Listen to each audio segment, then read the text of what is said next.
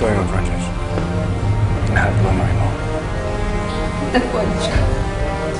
Patay na siya.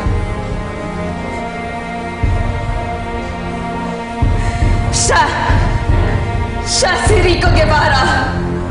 Siya ang pumatay sa mami ko!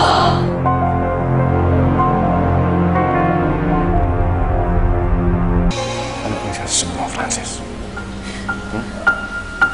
Hindi ko pinatay ang mami mo.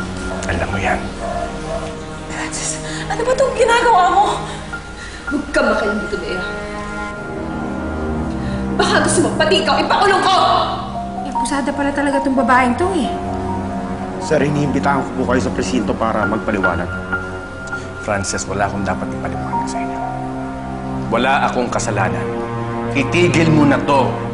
Daddy, anong gagawin nila sa'yo? It's okay. It's okay. It's alright.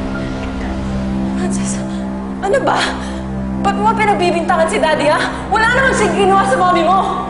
Mamamatay tao siya. Pinatay niya ang mami ko. Kriminal! Hindi! Nagsisinungaling mo tayo. Wala akong kasalanan. Wala akong kasalanan, Frances!